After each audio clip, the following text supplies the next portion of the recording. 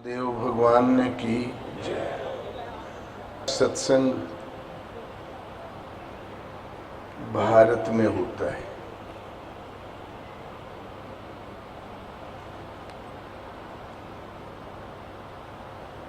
कथा वार्ता का एक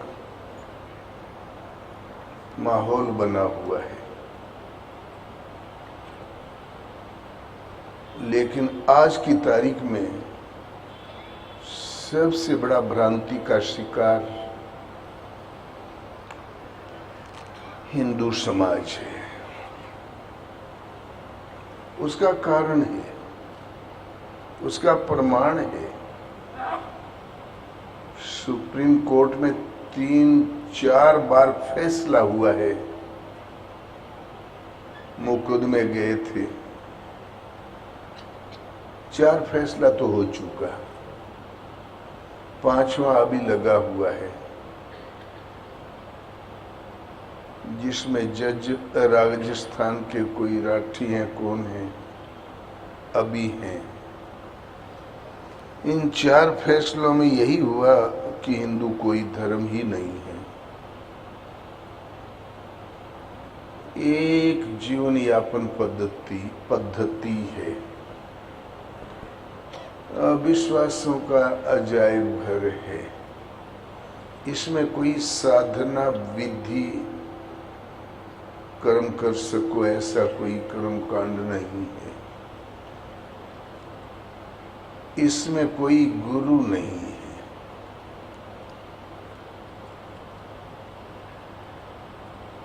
आखिर सुप्रीम कोर्ट कर क्या रहा है? गाली तो दे रहा है।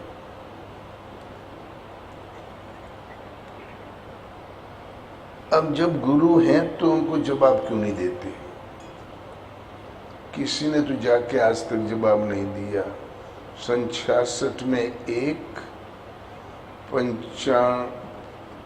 95 में 1, 96 में 1 और सन 2004 में 1, और 7 जजों की बैठक अभी फिर बैठी है। पता लगाओ कि हिंदू धर्म होता क्या है।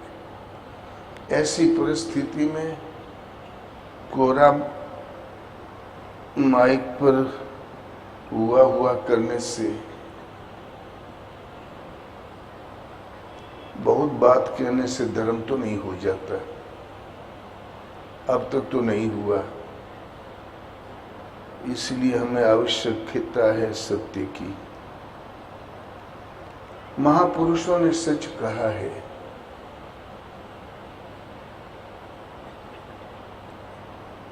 आज का प्रश्न इसी के समाधान के रूप में रहेगा। पहले थोड़ी सी स्तुति कर ले। कोई क्रिया शुरू करने से पहले उपदेश सब कुछ न कुछ कहते हैं। देव्ये नमः, गणेशाय नमः। हमारे अयोध्या तरफ कहते हैं जानकी वल्लभे नमः, फिर सीता जी नमः, हनुमान जी नमः, और काफी नाम ले लेते हैं। हम बोले बवाल किया, इतना नाम क्यों जप रहे हैं? तो फिर बाद में हमारी समझ में आया ये स्तुति कर रहे हैं।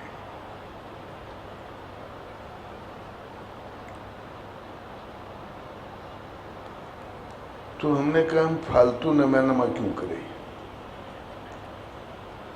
तो रात भर तो राम ही गाइए, सुमरिए राम ही, संतत सुनिए राम गुण ग्राम ही। और सो उठ के जब भजन करें व्यास लोग, तो या देवी सर्वभूतेषु छाया रूपेण संस्थिता, या देवी सर्वभूतेषु माया रूपेण संस्थिता। हम बोले रात भर जो रामायण पढ़ रहे थे गुमराह करने के लिए क्या? तब तो कहा राम ही गाइए, सुमरिए राम ही, संत सुनिए राम गुण ग्राम ही। रात भर तो राम ही राम कहा। सो उठ के अपने भजन करने का समय आए तो देवी ही देवी। तो हमने भजन किसका करें? एक पुस्तिका है यहाँ पर, वो बांट दिया सब में, पूरी सभा में। दूसरे दिन से भाषा बदल गई। सब कहने लगे भाई एक परमात्मा का ही भजन करना चाहिए। फिर भाषा बदल गई। आहिस्ते आहिस्ते काशी परिसर में जो पुरानी रीत रिवाज थी वो काफी करीब 80% कम हो गया है। तो हमने सोचा हम फालतू क्यों, धर्म ही जब भ्रांति है तो धर्म ही क्यों न कहा जाए। तुलसीदास जी ने मेहनत किया, उस समय बैठे हुए हिंदू समाज को एकत्रित किया। उत्तरकांड उत्तर है, ये गीता का ही अनुकरण किया है तुलसीदास जी ने। तो सोई धर्मज्ञ, तुलसीदास जी ने धर्म की परिभाषा देते हुए कहा कि श्रुति पुराण सद ग्रंथ कहाहीं और रघुपति भगति बिना सुख नहीं। वेद पुराण सद ग्रंथ कहते हैं राम एक प्रभु के भक्ति के बिना सुख है ही नहीं। कमठ पीठ जामई बरु बारा, बंध्या सुत बरु का हुई मारा। बाज का लड़का भले ही किसी को मार डाले, कछुए की पीठ में बाल जाम जाए, अंधकार बरु रवि न श्रावे, राम विमुख न जीव सुख पावे। अंधकार भले ही सूर्य को नष्ट कर दे, किंतु राम एक प्रभु के विमुख है तो जीव कभी सुख पाता ही नहीं। और हिम्मते अनल प्रगट बरु होई, ओ विमुख राम सुख पावन कोई। हिमालय पहाड़ भले ही अग्नि में परिवर्तित हो जाए, राम से विमुख है तो जीव कभी सुख पाता ही नहीं। फूले नभ बरु बहुविधि फूला, जीवन लह सुख हरि प्रतिकूला। आकाश में फुलवाड़ी खिल जाए विविध प्रकार से, हरि से प्रतिकूल है तो जीव सुख नहीं पाता। अंत में निर्णय देते हैं बारी मथे घृत हो या बरु, सिकता ते बरु तेल। ओ बिनु हरि भजन न भव तरिए, ये सिद्धांत अपेल। पानी मथने से भले घी निकल आए, बालू पेरने से तेल निकल आए, लेकिन राम से विमुख है तो जीव कभी सुख नहीं पाता। तो भजन एक परमात्मा का। जब आखिर है क्या, हम सब विधि प्रपंच गुण अवगुण साना। विधाता का प्रपंच गुण और दुर्गुणों से सना हुआ है।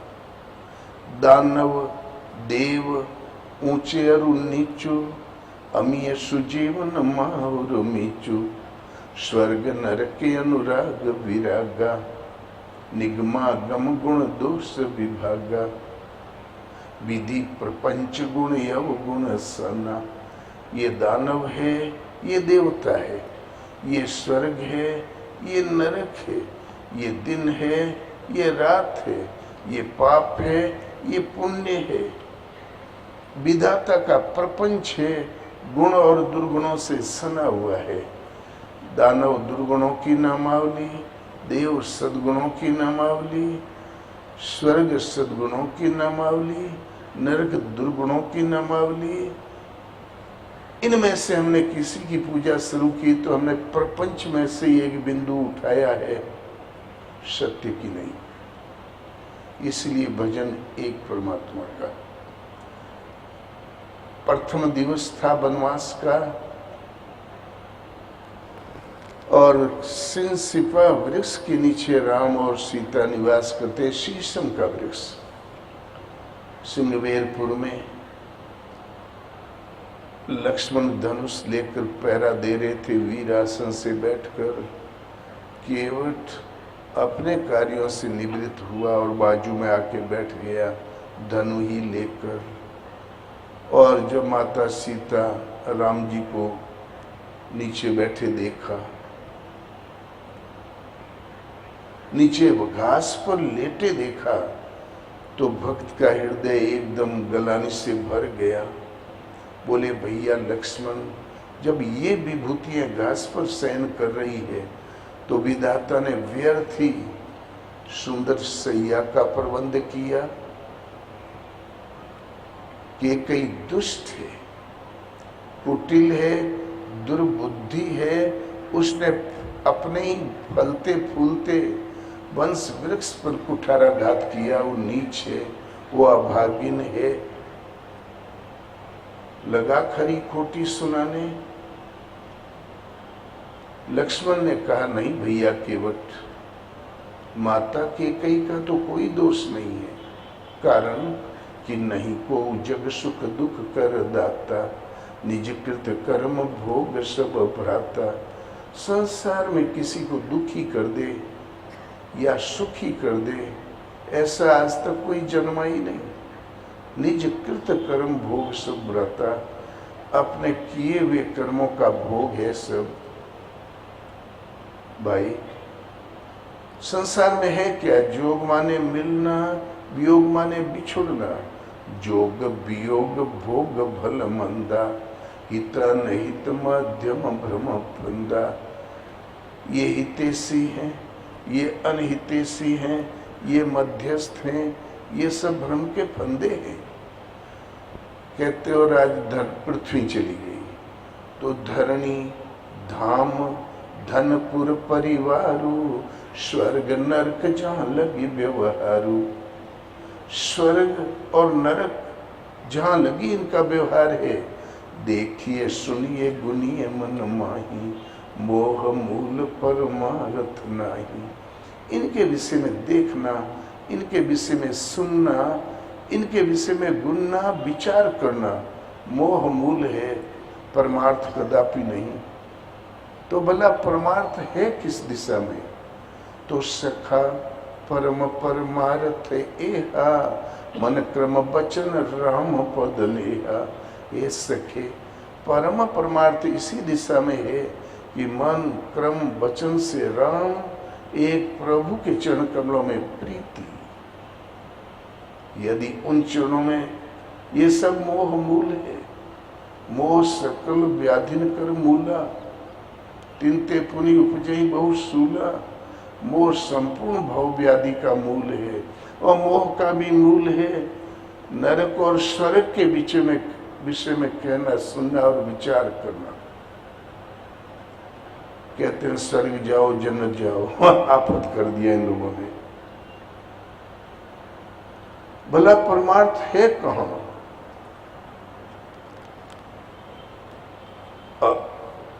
मोह मूल परमार्थ नहीं, सखा परम परमार्थ एहा, मन क्रम वचन राम पद लेहा।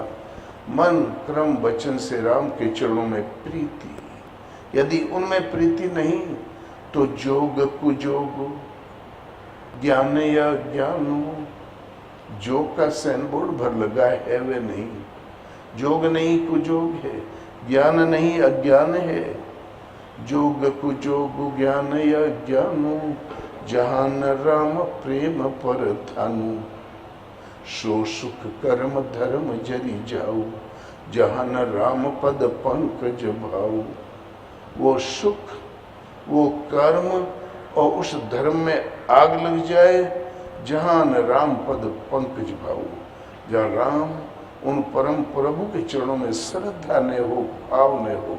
यदि उनमें भाव नहीं तो जोग नहीं कुजोग है, ज्ञान नहीं अज्ञान है, कर्म नहीं कुकर्म है, धर्म नहीं अधर्म है। अब बोलो कितना कैसे समझावें? और इसीलिए भजन एक परमात्मा तो राम। इसीलिए देवता देवी संपत्ति का हृदय में उत्कर्ष, अभिवृद्धि देवता पूजा है। बाह्य देवता अविवेक पूर्ण एक व्यवस्था है, मानस के अनुसार, गीता के अनुसार। और भजन एक परमात्मा, इसलिए सोई धर्मज्ञ।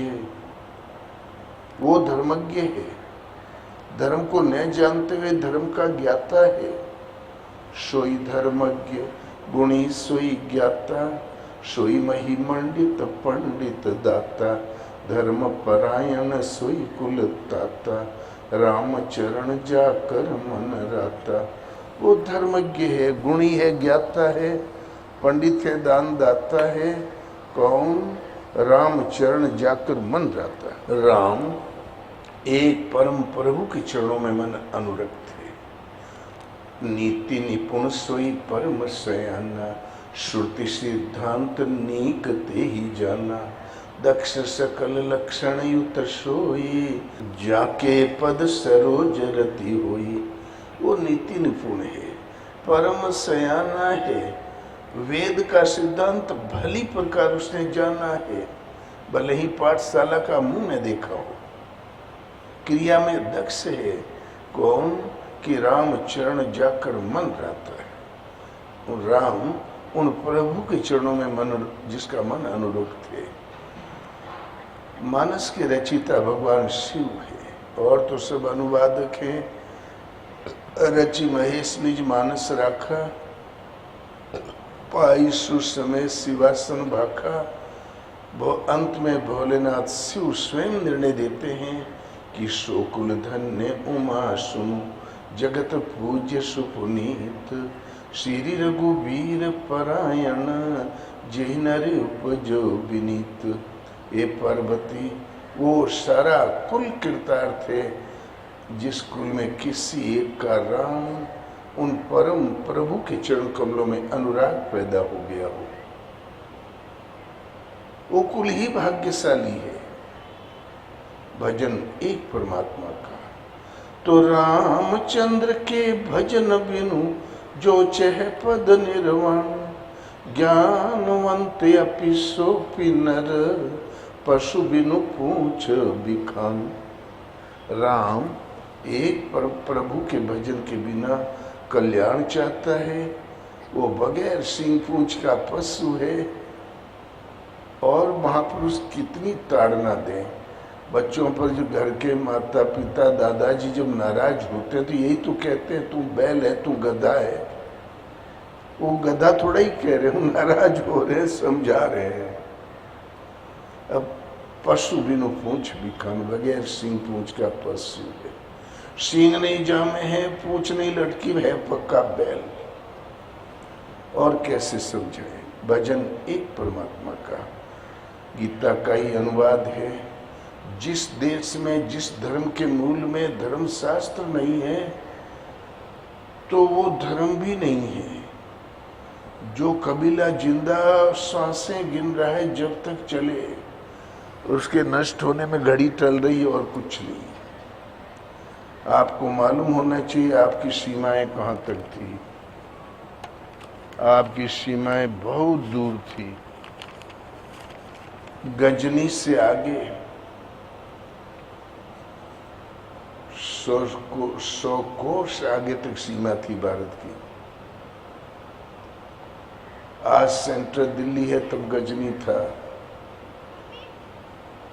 इसीलिए हमारा बताने का मन नहीं हमारा। तो ये हम नहीं जानते क्या हुआ। बात इतनी सी है, जिस देश के धर्म के मूल में एक धर्म शास्त्र नहीं, तो वो धर्म भी नहीं है। अंधाधुंध जिसको जो मन आता वो पूजा कर रहा है।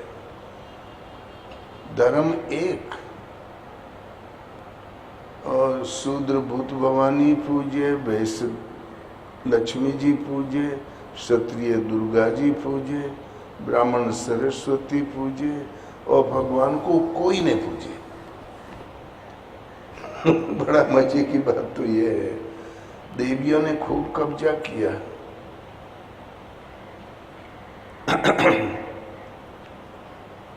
हनुमान और विष्णु बीरंची शंभु भगवाना, उपजय जासु अंश ते नाना, ऐसे हूँ प्रभु सेवक बसे हैं, भक्त हेतु लीला तनु धरहि। महाराजा मनु जब भजन के लिए निकले तो विचार करने लगे कि मैं पुजारी किसका हूं। तो अगुण अरूप अनंत अनादि, जेहि चिंत ही परमार्थवादी। विष्णु विरंचि शंभु भगवाना, उपजई जासु अंश ते नाना। ऐसे प्रभु सेवक बस एहि, भक्त हेतु लीला तनु गहहि। ये विष्णु विरंची शंभु भगवान, ये भगवान जिसके अंश से अनंत उत्पन्न होते विलय होते रहते हैं, ऐसा भी कोई प्रभु है जो सेवक के बस में है। जो यह वचन सत्य श्रुति भाखा, तो हमार पूजई अभिलाखा। यदि श्रुति का वाक्य सच है, मेरी अभिलाषा अवश्य पूर्ण होगी और भजन में लग गए और भगवान को पा गए। तो ब्रह्मा विष्णु महेश कोई और उन अनंत ब्रह्मा विष्णु जिससे प्रकट पैदा होते हैं वो कोई और मनु पा भी गए। ये प्रश्न है, ये आज नहीं, आज खाली प्रश्न लिए रहो फिर बता देंगे मौका लगी तो। आज केवल इतना हमें बताना है, विश्व को आत्मसात करने वाला विश्व गुरु भारत चेलों के छूने खाने पीने से धर्म नष्ट होने लगा। लाखों लोग भेड़ की तरह एक तरफ खड़े हो गए। लाखों मुसलमानों हो गए, ईसाई हो गए। मुसलमानों ने नहीं कहा, ईसाइयों ने नहीं कहा कि तुम आओ हो जाओ, आपने ही उनको कह दिया तुम अब जाओ मुसलमान हो जाओ। आपने ही कह दिया तुम जाओ ईसाई हो जाओ। हुआ क्या कि कुएं में प्यास लगी, हम कहीं से आए पानी तो पिएंगे ही। कुएं में हमने पानी पी लिया, हम आए हैं अरब से, और वो कुएं का पानी जब गांव वालों ने पी लिया तो जितना ने पी लिया उतना मुसलमान हो गए। और घोषणा हमने कर दिया, गुरुजी ने कर दिया। बताओ ये गुरुजी धर्म जानते थे? तो जाके गुरु है आंधरा, चेला निपट निरंध, अंधे अंधा ठेलिया दो कूप पड़ंत। 2000 वर्ष से गुरु का चार्ज मास्टरों के हाथ में पड़ गया। मास्टर जानते हो जो स्कूल में पढ़ाते हैं, विश्व भर के मास्टर मिलके, वाइस चांसलर मिलके भी नहीं बता सकते धर्म क्या है, भगवान क्या है, कैसे पाया जाए। लेकिन 2000 वर्ष से यही चलता रहा। धर्म छूने से खत्म, धर्म पानी पीने से खत्म, धर्म खाना खाने से खत्म, धर्म नाला पार करने से खत्म, धर्म समुद्र पार जाने से खत्म। यहाँ के राजा महाराजा जाते रहे तो पानी मटका भर के ले जाते रहे। जयपुर में घड़े रखे हुए हैं बड़े बड़े। बोले ये क्या बवाल है? बोले राजा साहब इसी घड़े में पानी लेके जाते रहे, अपना पीते रहे, अपने लाते रहे। हम बोले जान तो मार डाला सबकी। इन गुरुओं को कुछ ज्ञान नहीं था। आज सबने सबको छू दिया, सबने सबका पी लिया। तब उतना ही धर्म था, तब तो खत्म हो गया।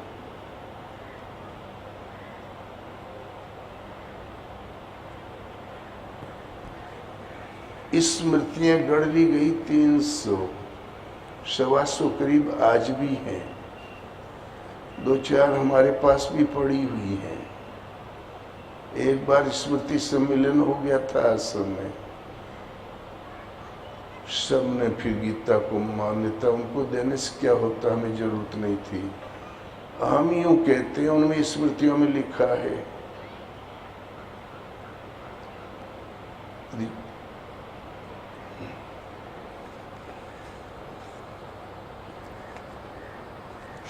शूद्र यदि अवहेलना से ब्राह्मण को रे कह दे तो उसकी जीभ छेद दो। आज शूद्र झूठ मूठ कर रिपोर्ट कर दे कि हमें चमार कहा तो पंडित जी को जेल भेज दो। नहीं चल रहा है, यूपी में चल रहा है, और रिपोर्ट करने वाले को 27,000 रुपया। ये धर्म था कि व्यवस्था थी, हम ही पूछते हैं। 2000 वर्ष तक इस एक व्यवस्था ने सनातन धर्म, शाश्वत धर्म की संज्ञा ली है और भारत वालों को गुमराह रखा है। वो व्यवस्था टूट गई। उसमें ये भी लिखा हुआ है, राजा और महाराजाओं को चाहिए कि राजदंड से इस वर्ण व्यवस्था को कायम रखें, अन्यथा वर्ण व्यवस्था बिखर जाएगी। और दुर्भाग्य से ऐसा प्रजातंत्र आया, न चाहते हुए भी चकमा देखे राजतंत्र को तोड़ दिया। चकमा ही तो दिया कि पृथ्वी पर सदैव रहेगा, आप सदैव महाराजा के पद पर रहोगे, और इंदिरा ने तोड़ दिया हाथ उठा के। धोखा नहीं दिया तो क्या किया? अब राजदंड तो नहीं है कि उसको कायम रखे। अब गुरुजी मारे मारे फिर रहे हैं। सैकड़ों पंडित जेल चले गए यूपी में, और जितने जेल गए उतने 27,000 के अनुपात से उनको तनख्वाह मिल गई रिपोर्ट करने वाले को, हमारे आजू बाजू। अब भी ऐसे थे लोग कहीं कहीं, शूद्रों को अलग बैठाओ।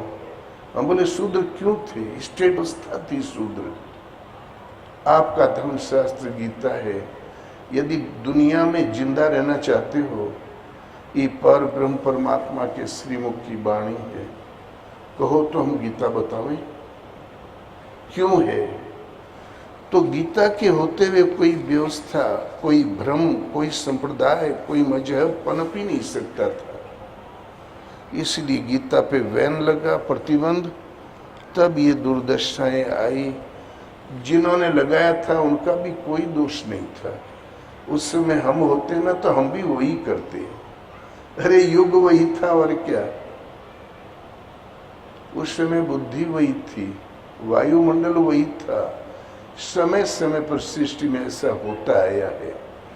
वो नालायक है लड़के जो अपने पूर्वजों पर लांछन लगाते हो, वो भाग्यशाली है पूर्वजों पर कोई दाग दिखाई पड़े जो उसकी धुलाई कर दे। गीता सृष्टि बाद में जन्मी, गीता पूर्व प्रसारित हुई। अध्याय 4 प्रथम श्लोक, भगवान कहते हैं अर्जुन, इस अविनाशी योग को अर्जुन सृष्टि आरंभ में मैंने सूर्य से कहा। सूर्य ने अपने पुत्र विवस्वान मनु से कहा। हाथ में कुछ भी नहीं दिया, जबान से कहा। कहीं सुनी वस्तु तो मस्तिष्क में धारण की जाती है, याददाश्त में। मनु महाराज ने जो श्रवण किया स्मृति में धारण कर लिया, याददाश्त में। और स्मृति की परंपरा देते हुए महाराजा इक्ष्वाकु से कहा, और इक्ष्वाकु से राज ऋषियों ने जाना। इस महत्वपूर्ण काल से अविनाशी योग इसी पृथ्वी में लोप हो गया, विस्मृत हो गया, याददाश्त धूमिल पड़ गई। वही योग अविनाशी है, विनाश तो असंभव, लेकिन विस्मृति आ गई। वही पुरातन योग अर्जुन मैं तेरे प्रति कहने जा रहा हूं।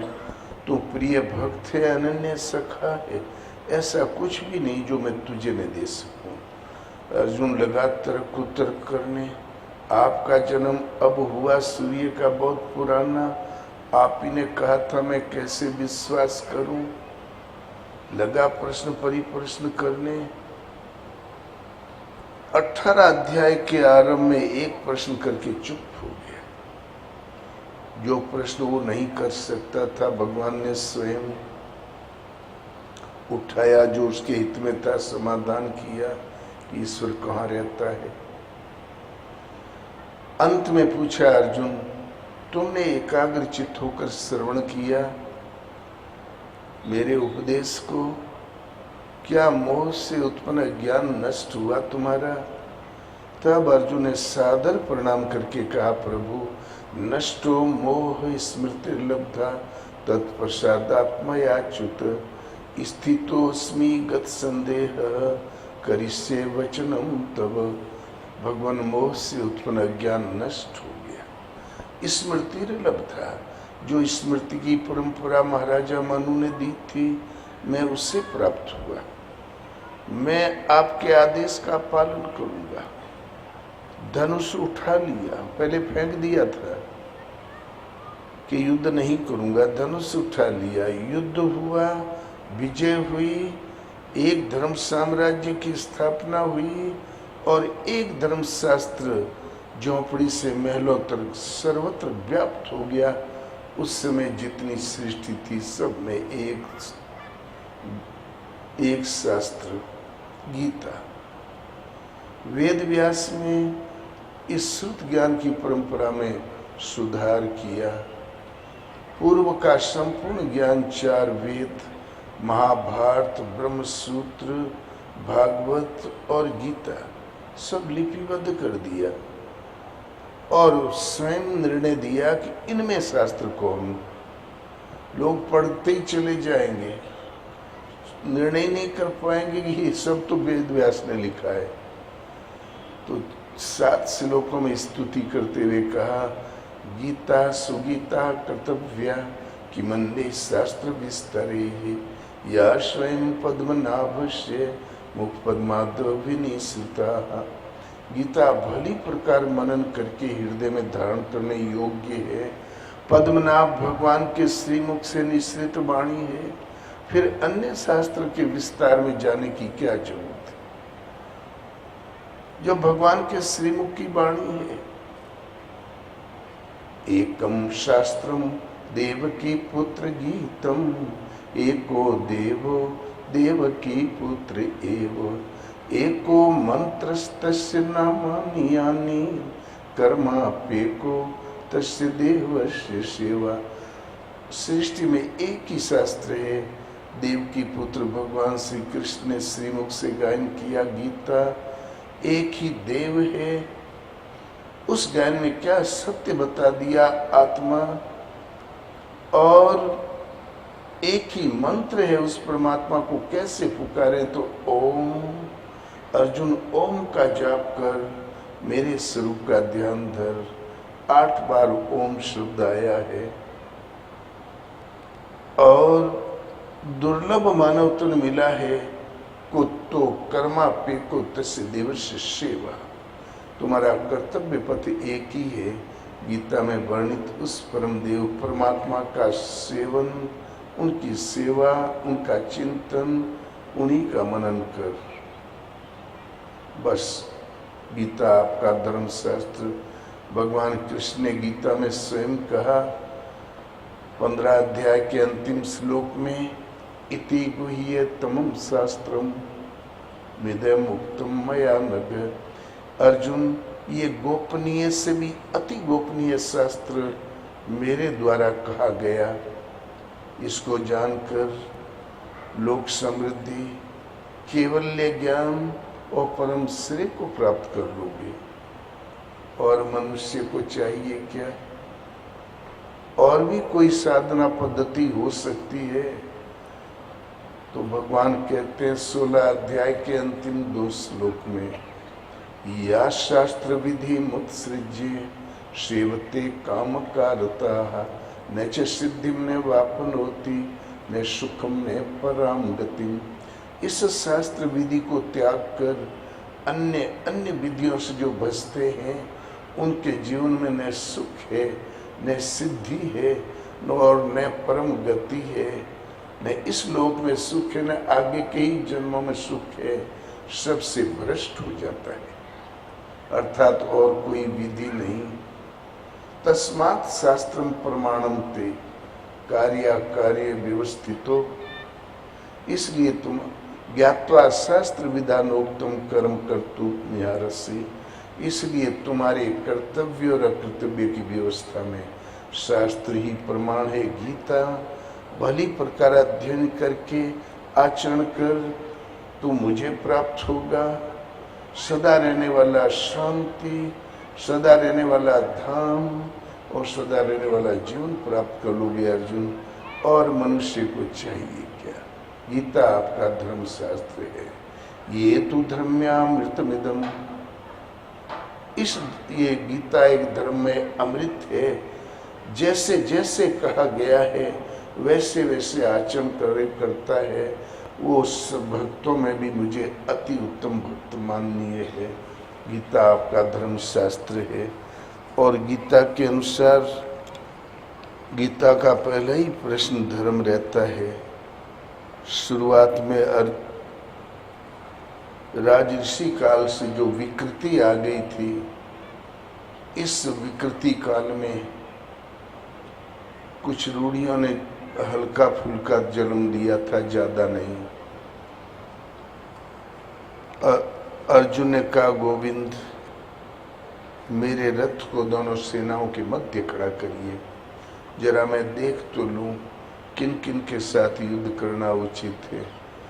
जहां रथ खड़ा किया देखा, अर्जुन कांप गया। बोले, गोविंद ये तो सब इधर उधर दोनों परिवार खड़ा है, मैं अपने ही परिवार को मार कर कैसे सुखी होऊंगा। कुल धर्म सनातन है, जाति धर्म शाश्वत है, पिंडोदक क्रिया लोप हो जाएगी, पितरलोक गिर जाएंगे।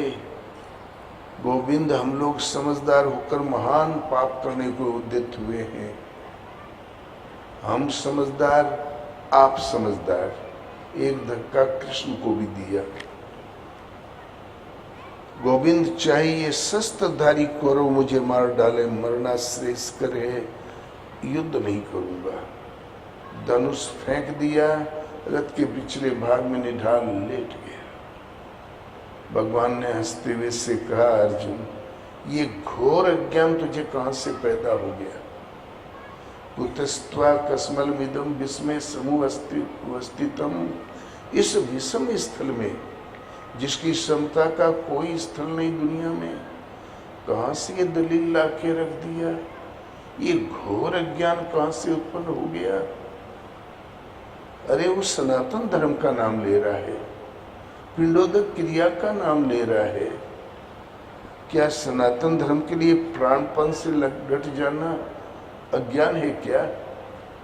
भगवान ने कहा, अर्जुन न ये कीर्ति बढ़ाने वाला है, नहीं ये कल्याण करने वाला है, नहीं पूर्व वरिष्ठ महापुरुषों ने भूल के इसका आचरण किया है। अनार्य जुष्टम, ये अनार्यों का चरित्र तुमने कहां से सीख लिया? तब अर्जुन घबराया, जिसमें कल्याण नहीं, कीर्ति नहीं, वरिष्ठ पूर्व महापुरुषों ने भूल के भी इस पथ पर कदम नहीं रखा। ये अनार्यों का, दस्युओं का चरित्र कहां से सीखा? तब अर्जुन घबराया, भगवान इसके आगे तो मैं कुछ भी नहीं जानता। जिसके लिए प्राण देने को तुला वो सब अज्ञान।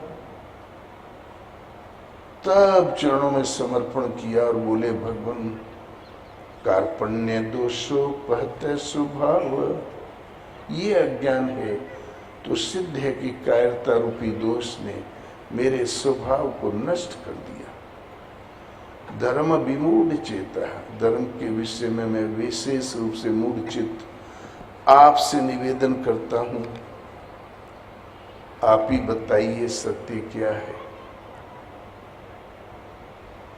बता के छोड़ मत दीजिए, लड़ खड़ा हूं, न चल सकूं तो साधिए, संभालिए, चलाइए, क्योंकि मैं आपका शिष्य हूं। शिष्यस्तेहम साधिमाम त्वाम प्रपन्नम।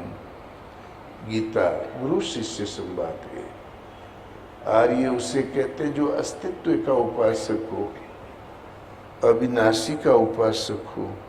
आर्य एक व्रत है, न आर्य न कहीं से आता है न कहीं से जाता है। गीता आर्य संहिता है। तब भगवान ने कहा, अर्जुन असत, श्री कृष्ण के अनुसार असत वस्तु का अस्तित्व नहीं है और सत्य का कभी अभाव नहीं है। एक परमात्मा ही सत्य है, शाश्वत है, अजर अमर अपरिवर्तनशील है, सनातन पुरुष है। किंतु वह परमात्मा अचिंत्य और अगोचर है, चित्त की तरंगों से परे है। अब चित्त का निरोध कैसे हो? चित्त का निरोध करके उस सनातन परमात्मा को पाने की विधि विशेष का नाम कर्म है। इस कर्म को कार्य रूप देना ही धर्म है, दायित्व है आपका। गीता अध्याय 2 श्लोक 40 में भगवान कहते हैं कि नेहा भी क्रम नाशोस्ति। अर्जुन, इस कर्म योग में आरंभ का नाश नहीं, सीमित फल रूपी दोष नहीं।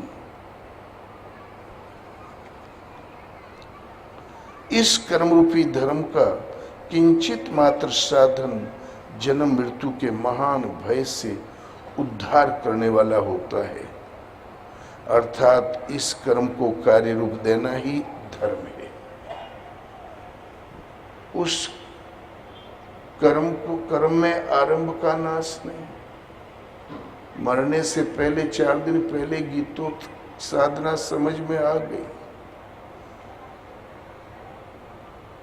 2 कदम रखते बन गया, आरंभ तो हो गया। अगले जन्म में तीसरा ही कदम उठेगा और आगे पड़ेगा। माया में कोई वज्रापात नहीं कि नष्ट कर दे, पांव पकड़ के खींच दे। आरंभ का नाश नहीं। इस कर्म को कार्य रूप देना ही धर्म है। हाँ, इस कर्म में आरंभ का नाश नहीं। 2 कदम पड़ गया तो अगले जन्म में तीसरा ही पड़ेगा। सांसारिक कर्मों को माया घटा सकती है, बढ़ा सकती है, लेकिन ये आत्मदर्शन की जो नियत विधि है उसमें न माया घटा सकती है न बढ़ा सकती है। सीमित फल रूपी दोष नहीं कि स्वर्ग में रिद्धियों सिद्धियों में भरमा के खड़ा कर दे। इसलिए स्वल्पम मपस्य धर्मस्य, इस धर्म का स्वल्प अभ्यास 1 मिलीग्राम महान जन्म मृत्यु के भय से उद्धार करने वाला होता है। इस कर्म को कार्य रूप देना ही धर्म है। इस नियत कर्म साधन पथ को साधक के स्वभाव में उपलब्ध कर्म करने की क्षमता के अनुसार 4 भागों में बांटा गया है। इस कर्म को समझकर मनुष्य जब से आरंभ करता है उस आरंभिक अवस्था में वह शूद्र होता है। भाग्यशाली है शूद्र। या निशा सर्वभूतानां तस्याम जागृतो संयमी। जगत रूपी रात्रि में सभी प्राणी अचेत पड़े हुए हैं। इसी मोह निशा सब शोभनिहारा, देखें सपने अनेक प्रकारा, यही जग जामिनी जागई जोगी। जगत रूपी रात्रि में योगी जागता है। रात्रि में सब सोए, केवल योगी जागता है। ये गीता का अनुवाद है। या निशा सर्वभूतानां तस्याम जागृतो संयमी। जगत रूपी रात्रि में भूत माने सभी प्राणी अचेत दीर्घ गाढ़ निद्रा में पड़े हैं। अचेत संयमी पुरुष जाग जाता है। गीतों साधना समझकर थोड़ा अभ्यास उन्नत हुआ, संयम सदा की जाग गया। जागृति के प्रथम चरण में वो शूद्र है, अल्पज्ञ है, जग गया, भाग्यशाली, एडमिशन हो गया उसका। वो सोए हुए करोड़ों अरबों से भला है। और थोड़ा अभ्यास और उन्नत हुआ, विधि जागृत हुई तो वैश्य है। अब गो संयम, माना कि गाय नाम का पशु है, लेकिन गोचर जहां लगी मन जय। गो माने इंद्रिय, इंद्रिय संयम करने की क्षमता आ जाएगी उसमें, वो संयत रख सकता है। और आत्मिक संपत्ति स्थिर संपत्ति निज धन है। एक बार मिला तो निश्चित कल्याण पथ पर ले चलता है। आत्मिक संपत्ति अर्जित करने की जहाँ क्षमता आई तो वैश्य, और स्तर जहाँ थोड़ा उठा साधना का स्तर तो क्षत्रिय, क्षय माने काटना, त्रि सतरस्तम तीनों गुणों के पट पसार को काटने की क्षमता आ गई तो क्षत्रिय। उस वक्त साधना आधी दूरी तय कर चुकी है, भगवान के वरद हस्त के नीचे होती है। अर्जुन निमित्त मात्रम भवसभ्य साचिन, तो निमित्त मात्र होकर खड़ा रहो, करता धरता मैं हूं, विजय तुम्हारी होगी। तू चाहता मैं युद्ध नहीं करूंगा, तुम्हें करना पड़ेगा। ये क्षत्रित्व का स्वभाव तुम्हें घसीट के लगा देगा, फिर हम भाग भी नहीं सकते। पतित होना चाहे तब भी नहीं हो सकते, भगवान होने ही नहीं देंगे। जब बरदस्त के नीचे साधना पहुंच गई तो क्षत्रिय तीनों, जब अंतिम संस्कार उस समय साधक भगवान के वरदस्त के नीचे होता है। अंतिम विकार भी जब खत्म हो गया, ब्रह्म में विलय की योग्यता आ गई। समय दमे तपे सोचम शांति राजो मेव चे, मन का सहज समन, इंद्रियों का सहज दमन, मन से इंद्रियों को इष्ट के अनुरूप तपाना तप, धारणा ध्यान समाधि, अनुभवी उपलब्धि, वास्तविक जानकारी वृत्ति में प्रवाहमान हो गई, स्वभाव में डल गई। ब्राह्मण है अधूरा, कल प्राप्ति हो जाएगी तो आज माया झकझोर सकती है। ये ब्राह्मण तो ये साधना के कर्मोन्नत 4 स्तर हैं। ये गीतोक्त वर्ण यही है, मनुष्य का बंटवारा नहीं है, साधना का स्तर है, स्थितियों का चित्रण है। तो ब्राह्मण क्षत्रिय विंशाम शूद्राणाम च परंतप कर्माणि प्रविभक्तानि स्वभाव प्रभवेर गुणे। अर्जुन ब्राह्मण क्षत्रिय वैश्य और शूद्र, इन चारों को मैंने विभाजित किया स्वभाव प्रभवेर गुणे है, स्वभाव में पाए जाने वाले गुणों के दबाव के अनुसार। तामसी गुण का बाहुल्य है तो भजन समझ में नहीं आएगा, कर कैसे लोगे। मनुष्य तो जन्मे हो, बड़े भाग्य मानुष तन पावा। तो सेवा, महापुरुषों की शरण सानिध्य सेवा, सेवा शरण सानिध्य से विधि पकड़ में आ जाएगी, साधना आगे बढ़ गई। स्वभाव प्रभवेर गुणे है, स्वभाव परिवर्तनशील है। स्वभाव से एक दिन वाल्मीकि डाकू थे, हजारों कत्ल कर डाले, बड़े बड़े चक्रवर्ती सम्राट उसको पकड़ने में लगे हुए थे, निस्ते नाबूद करने में लगे हुए थे, पाए कभी नहीं। सप्तऋषियों से भेंट हो गई तो सप्तऋषियों को रास्ता ही छोड़ दिया लोगों ने। 15 दिन के सन्नाटे के बाद सप्तऋषि दिखाई पड़े, झाड़ियों में से झपट के निकला, बोले खबरदार जो कुछ हो धर दो। उन महापुरुषों ने कहा आयुष्मान बच्चा अकेले क्या कर रहे हो झाड़ियों में। बोले उपदेश की जरूरत नहीं, दंड कमंडल इधर रखो। बोले अरे इतना जघन्य अपराध किस लिए। बोले बाल बच्चों के परवरिश के लिए। बोले तुम्हें मालूम है इसका परिणाम क्या है, रौरव नरक। तुम रुदन करोगे नरक से, मौत मांगोगे तब भी नहीं मिलेगी, तुम्हें भोगना पड़ेगा। बाल बच्चों के लिए किस लिए। बोले बाल बच्चों के लिए। बोले बाल बच्चे भागीदार है उस नरक में। बोले अवश्य भागीदार होंगे। यदि बाल बच्चों की फिक्र न हो तो हमें तो किसी चीज की जरूरत ही नहीं है, जरा पूछ के आओ। बोले वाह, मैं उधर जाऊं तुम इधर फरार हो जाओ। बोले भाई जिसमें संतोष हो कर डालो। बढ़िया रस्सियां निकाला, जंगली घास फूस वाली, और बांध दिया पेड़ों से। चला घर की ओर, चिंतित हो गया। जीवन बीत गया, ऐसी दुर्घटना कभी नहीं घटी। आज इन बाबा जी लोगों ने अच्छा फंसाया हमको, लेकिन बात तो ठीक है तो पाप। बहुत से स्वजनों को मार डालने पर मासूम बच्चों को रोते हुए हमने देखा है, अनाथ बालकों को भटकते हुए हमने देखा है। सीधा जाके औरत से पूछा, वो भागी भागी आगे आई, दिखाई पड़ी तो बोले क्यों? औरत भी खाली हाथ देख के उदास हो गई थी, मुंह फुलाए खड़ी थी। बोले जो हम कत्ल वत्ल करते हैं उससे पाप होता है, रो रो नरक भोगना पड़ेगा, उसमें तुम भी साझीदार हो कि खाली माल पानी के इकदार हो? तो बहुत बिगड़ी, हम भी धर्म कर्म करते हैं। शादी करके अग्नि का फेरा डाल के शपथ खा के लाए रहे हो कि खाना दूंगी, रक्षा करूंगी, वस्त्र दूंगा, ये आपका कर्तव्य है, हमारे ऊपर कोई एहसान नहीं है। अपन पाप साफ भोगो, वस्त्र और सामान जो देते ही आपका कर्तव्य है। हमने कहा था डाका डालो, भला काम क्यों नहीं करते हो?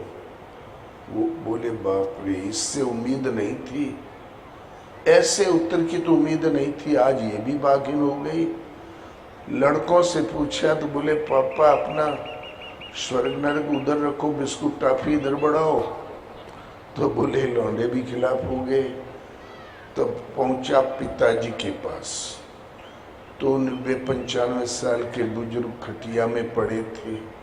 उन्होंने बोले पिताजी उसके रो रो नरक मिलेगा, उसमें आप भी भागीदार हैं? बोले नालायक कहीं के, इससे अच्छा तो तू न जन्मा होता तभी भले था। श्रवण कुमार ऐसे बच्चे पैदा हुए हैं, माँ बाप को पाप मुक्त करने के लिए कांवर में लाद के अपनी कंधे पे लेके तीर्थ भ्रमण करवा रहा है।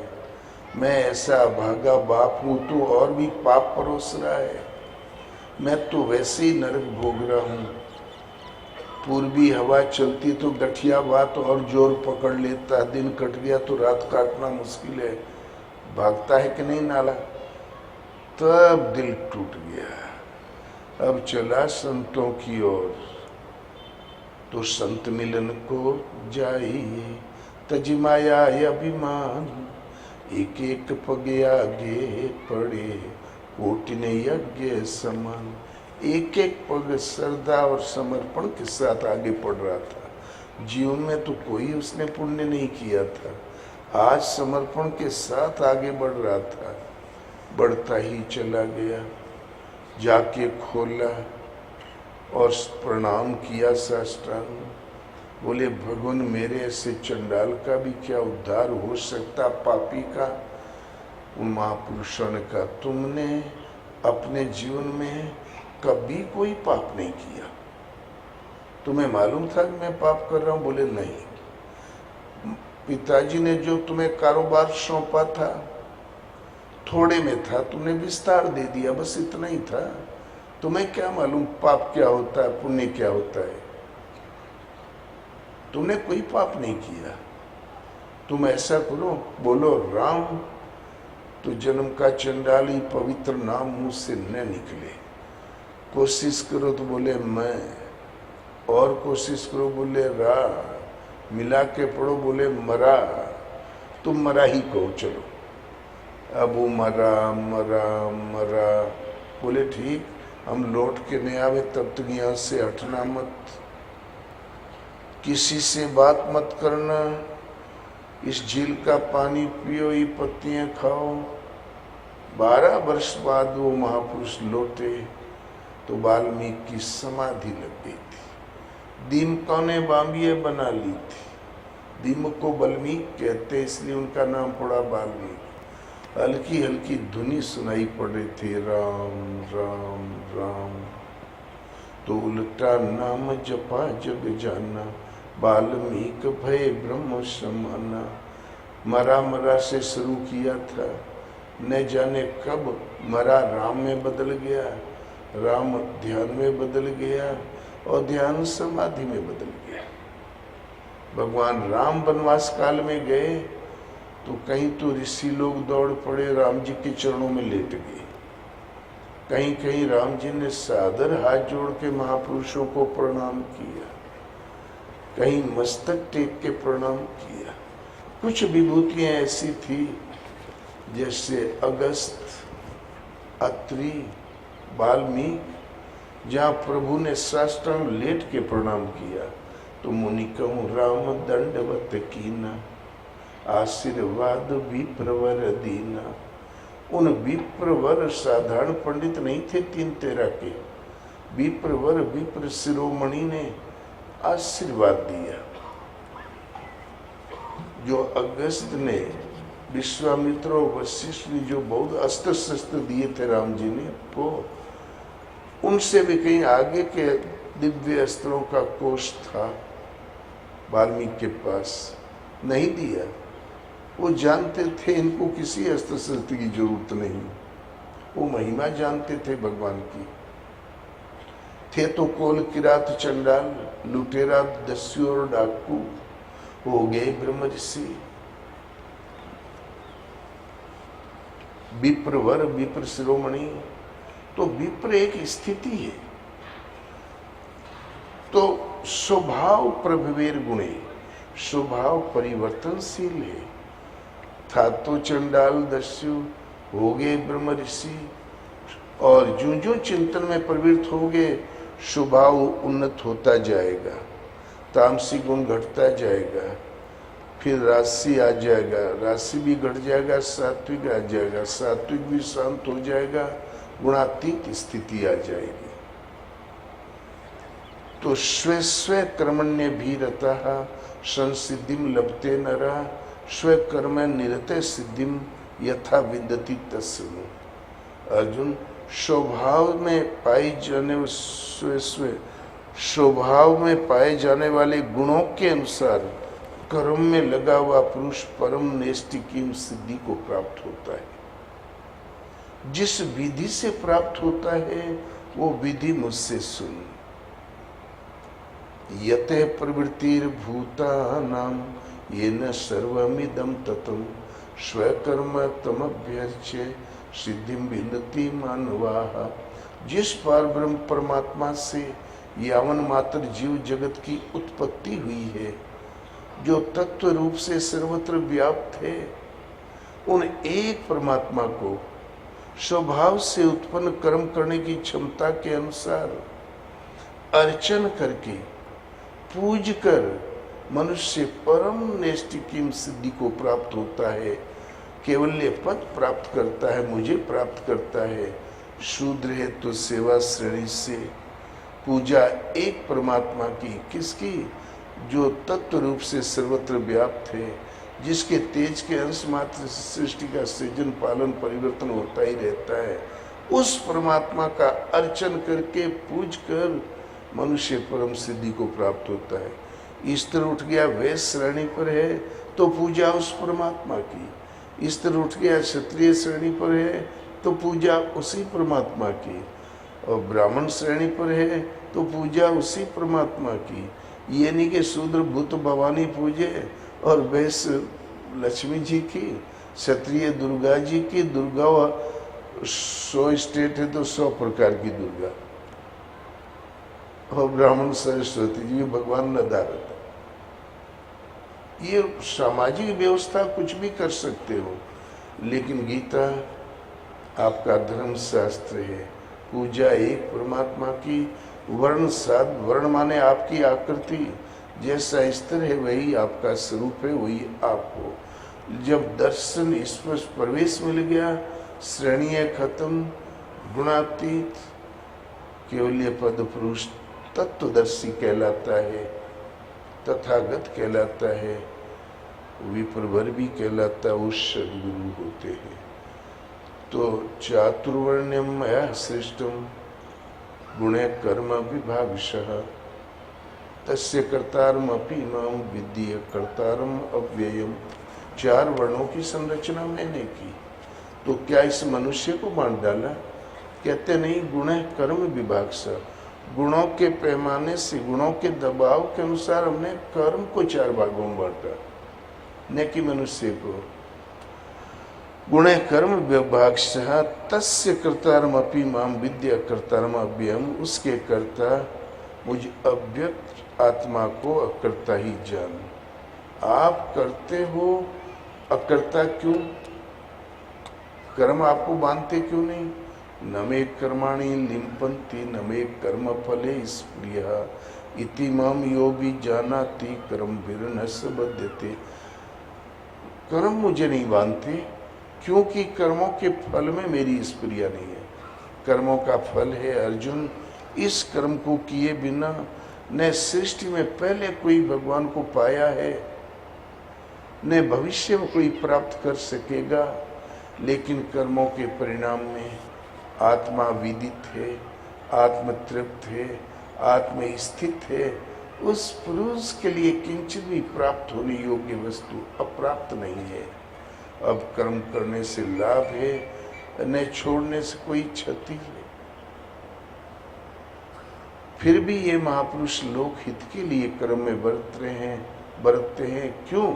कि महापुरुष जो प्रमाण कर जाता है, पीछे वाली पीढ़ियां उसका अनुसरण किया करती है।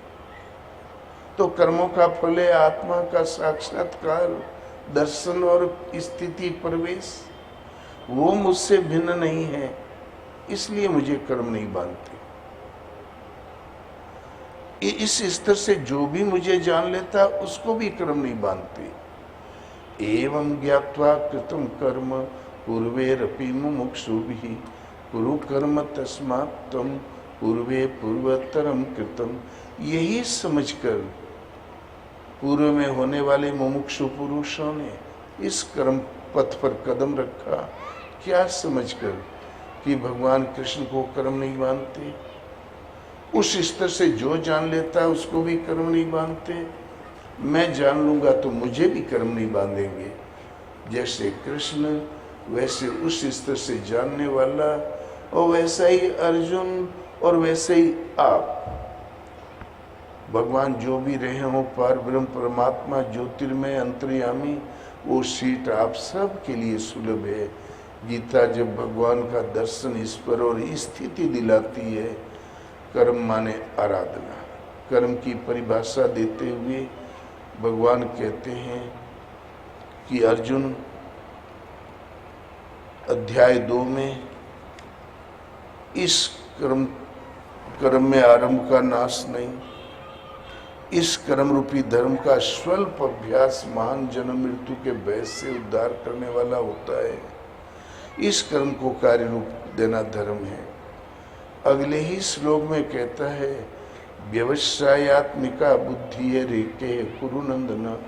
अर्जुन, इस कर्म प्रभु से मिलन कराता है, इसलिए इसका नाम योग है। इस कर्म योग में निश्चयात्मक क्रिया एक है। कुछ कर डालो कर्म में, तो बहुत सी क्रियाएं बताते हैं। क्या वो भजन नहीं करते, कर्म नहीं करते? बोले नहीं अर्जुन, अविवेकियों की बुद्धि अनंत शाखा वाली होती है, इसलिए अनंत क्रियाओं को गढ़ लेते हैं। दिखावटी शोभायुक्त वाणी में व्यक्त भी करते हैं। उनकी वाणी की छाप जिन जिन के चित्त पर पड़ जाती है, उनकी बुद्धि भी नष्ट हो जाती, न कि कुछ पाते हैं। योग में निश्चयात्मक क्रिया एक। लेकिन प्रश्न खड़ा होता है, वो नियत कर्म है क्या? वो है, अभी बताने की कर्म क्या है। नियतम कुरु कर्म त्वम कर्म जायो ह्य कर्मणा शरीर यात्रा पीछते न प्रसिद्धियेद कर्मणा। अर्जुन, शास्त्र विधि से नियत किए हुए कर्म को कर। कर्म न करोगे तो तुम्हारी शरीर यात्रा भी सिद्ध नहीं होगी।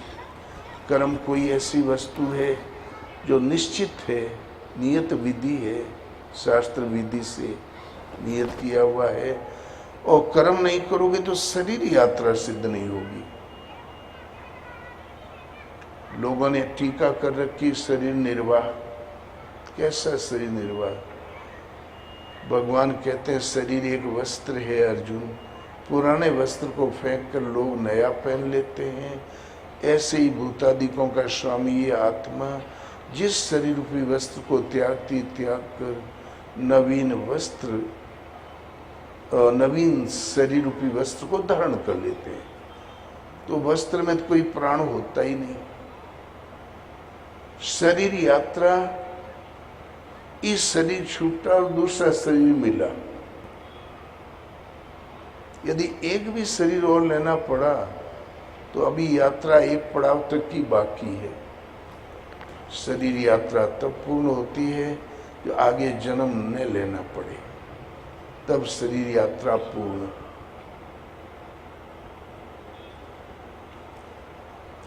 यदि युद्ध नहीं करोगे, तुम्हारी शरीर नहीं कर्म नहीं करोगे तो तुम्हारी शरीर यात्रा भी पूर्ण नहीं होगी।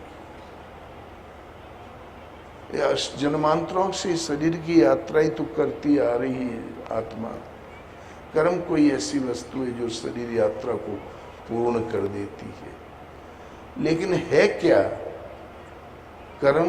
तो यज्ञार्थात कर्मणो अन्यत्र लोकोयम कर्म बंधनम तदर्थम कर्म कौन्तेय मुक्त संग समाचर।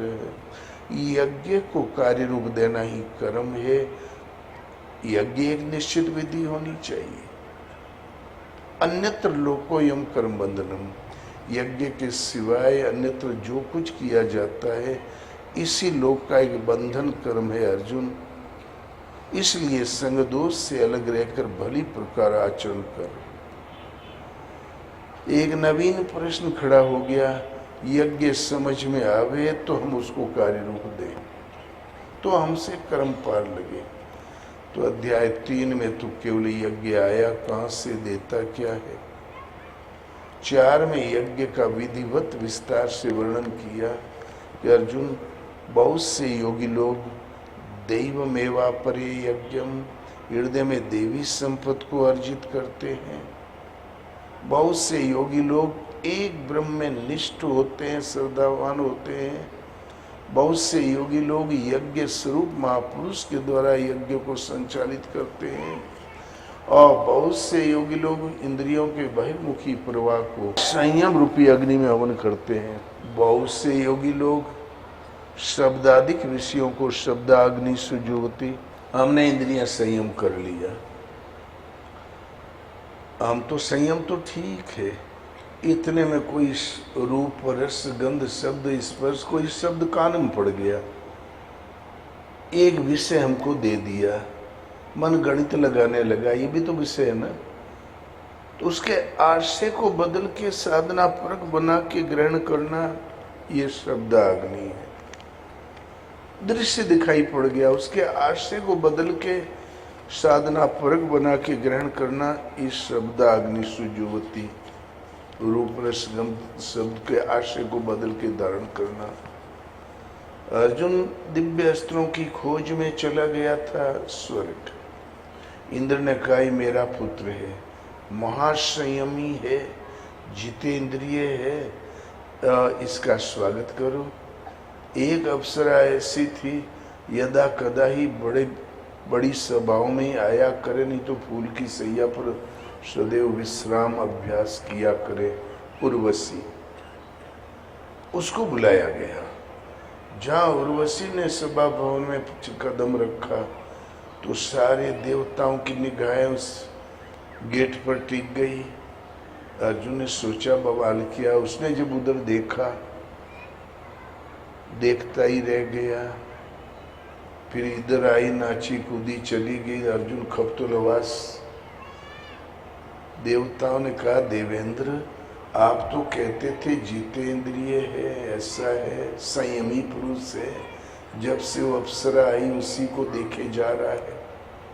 इसको ये भी नहीं पता है कि कितनी पवित्र सभा यहाँ जोधपुर में, सॉरी स्वर्ग में। तो वो हाँ, इसको ये भी भान नहीं है। बोले इंद्र ने कहा भाई देख तो मैं भी रहा हूं, पूछो। जहां पूछा अर्जुन डांस कैसा रहा, तब अर्जुन को होश आया। बोले मैंने कोई डांस नहीं देखा, क्षमा करें देवेश्वरों, मैंने कोई डांस नहीं देखा। 12 वर्ष हो गया माता कुंती से बिछुड़े। जब उधर निगाह पड़ी चरणों पर तो हमने सोचा माता कुंती शरीर त्याग के लगता है देवलोक में आ गई। देवलोक की मर्यादा के अनुसार उसको यही काम यहाँ मिल गया। तो माता जी के मैं दर्शन कर रहा था, बड़ी सभा थी, बोलने का चांस नहीं था, इसलिए मैं पूछ नहीं सका। देवेश्वरों क्षमा करें। तो और देवता लोग तो बहुत खुश हुए, बोले वास्तव में संयमी पुरुष है। लेकिन वो अप्सरा उर्वशी जल बुताई, सारे देवता तो नाक रगड़ते, इस तपस्वी को देखो तो कहते मम्मी आ गई, इसको धूल नहीं चटा दिया तो मेरा नाम उर्वशी नहीं। वो पीछे पड़ गई। इंद्र ने कहा एक अस्त्र बाकी और तुम सब सीख चुके, सारे दिव्य अस्त्र तुम्हारे पास हो गए, केवल एक दिव्य अस्त्र बाकी। बोले वो क्या? गांधर्व अस्त्र। बोले एक सूरवीर, एक योद्धा को ये ताता दिन्ना इस अस्त्र को लेके मैं क्या करूंगा? बोले ये भी एक अस्त्र है। बोले अस्त्र है तो मैं अवश्य सीखूंगा। और मन लगा के सीखने, सोचे जल्दी बवाल खत्म हो तो जाऊं भाइयों से मिलूं। मन लगा के लगा सीखने, गांधर राज चित्ररथ लगा सिखाने, और मन लगा के लगा सीखने।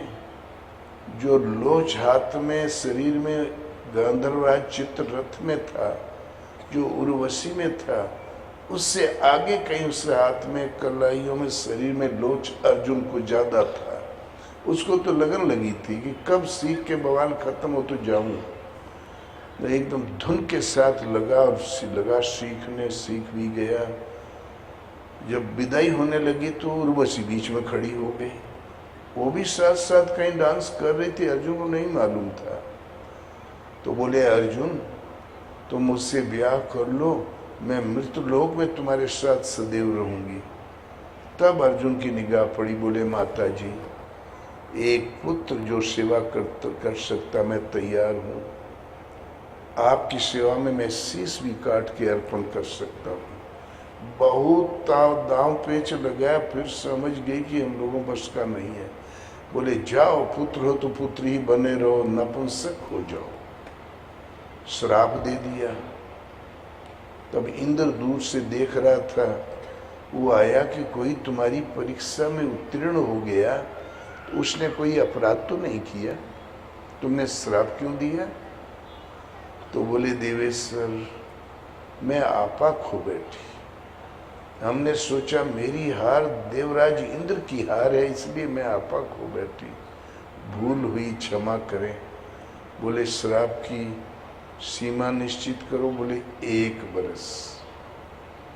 तब इंद्र ने कहा देख अर्जुन, तुम्हारे और भाई तो अज्ञातवास में छिप सकते हैं, तुम नहीं छिप सकते। अज्ञातवास जिस दिन लगेगा उस दिन तुम्हें श्राप लग जाएगा। जिस दिन अज्ञातवास खत्म होगा उस दिन श्राप हट जाएगा, तुम्हारे छिपने में इस सहायक सिद्ध होगा। जिस दिन अज्ञातवास लगा उस दिन अर्जुन हो गया नपुंसक। अब यहाँ तक चूड़ियाँ पहने, पायल पहने, पौवा भर पाउडर छिड़के और कजरोटा लिए, लाल रंग पोते, अब वो लचर पचर लगा चलने। और लाखों गुप्तचर विभाग दुर्योधन का गांडीवधारी अर्जुन को ढूंढ रहे थे, वहां लचर पचर घूम रहा था। साल भर ऐसे बीत गया जैसे 2 दिन बीते, पता ही नहीं चला। तो हरि भक्तन के पास ने आवे भूत प्रेत पाखंड जादू टोना ने श्राप ने आशीर्वाद, कुछ लगता ही नहीं। साधक को अपने लक्ष्य पर दृष्टि होनी चाहिए। काकभूषण को श्राप दिया जाओ कौवा हो जाओ, वो भी आशीर्वाद हो गया, कुछ भी असर नहीं करता, सीधा लक्ष्य पर दृष्टि होनी चाहिए साधक की। तो शब्दाधिक विषयों को, उर्वशी को दृष्टि पड़ते ही उसके वो जो तो अप्सरा ही थी, उसको मातृवत चरणों में प्रणाम किया, उसको उसके आशय को बदल के साधना परक बना के उसको ग्रहण कर लिया, ये भी एक साधना है। बहुत से योगी लोग श्वास को प्रश्वास में हवन करते हैं, प्रश्वास को श्वास में हवन करते हैं, श्वास प्रश्वास की गति को रोककर प्राणायाम के परायण हो जाते हैं। मन बुद्धि चित्त अहंकार चतुष्टय अंतःकरण, इनके व्यापार को प्राणों का व्यापार कहते हैं। प्राणों के व्यापार पर विराम लगा देते हैं। न भीतर से कोई संकल्प विकल्प का उद्वेग उठे, न बाह्य वायुमंडल का संकल्प अंदर प्रवेश कर पाए। श्वास एकदम बांस की तरह खड़ी हो जाए, चित्त वृत्ति सिमट के श्वास में एकदम तेल धारावत खड़ी हो जाए, श्वास चलने लगे। ओम ओम ओम, प्राणों की गति पर विराम लग गया। ये शुद्ध प्राणायाम है। ये पेट ऊपर नीचे करना, अंदर खींचो श्वास तो ओम कहो, बाहर निकलो तो शिव कहो, ये आरंभिक कक्षाएं हैं। ये शुद्ध प्राणायाम है। जब वृत्ति शांत प्रवाहित हो जाए, ये चित्त की निरोधा अवस्था है। इस निरोध के साथ ही जिस चित्त वृत्ति पर माया रेले होती थी वो धरातल खत्म, तहाँ फिर परमात्मा ही शेष बचता है। यज्ञ की पूर्ण आहुति हुई, यज्ञ का परिणाम निकल आएगा। यज्ञ सृष्टा मृत भुज यांतो ब्रह्म सनातनम, नायम लोकोस्ते यज्ञस्य कुतो अन्य कुरुषोत्तम। यज्ञ की पूर्ति काल में ये प्राणायाम चित्त की निरोधावस्था, संकल्प का विकल्प का दूसरा नाम ही मन है, वो मन शांत हो गया, धरातल खत्म, चित्त मन का धरातल खत्म। तो इस निरोधा अवस्था में जिसका नाम परमात्मा है, मृत्यु से परे अमृत तत्व है। आत्मा ही अमृत तत्व है, विदाता सृष्टि नश्वर है। यज्ञ सृष्टा मृत भुजे यांतो ब्रह्म सनातनम। यज्ञ की पूर्ति काल में ज्ञाना अमृत को पान करने वाला योगी सनातन ब्रह्म में स्थित हो जाता है। यज्ञ की पूर्ति काल में यज्ञ जो अवशेष छोड़ता है वो है ज्ञाना अमृत। अमृत का ज्ञान सृष्टि मरण धर्मा है। मृत्यु से परे आत्मा ही अमृत तत्व है, शाश्वत सत्य जो मृत्यु से परे आत्मा का प्रत्यक्ष दर्शन, दर्शन के साथ मिलने वाली जानकारी, अमृत का ज्ञान, ज्ञाना अमृत का पान करने वाला योगी सनातन ब्रह्म में स्थित हो जाता है। करने का अधिकार किसको है इन मानव समाज में?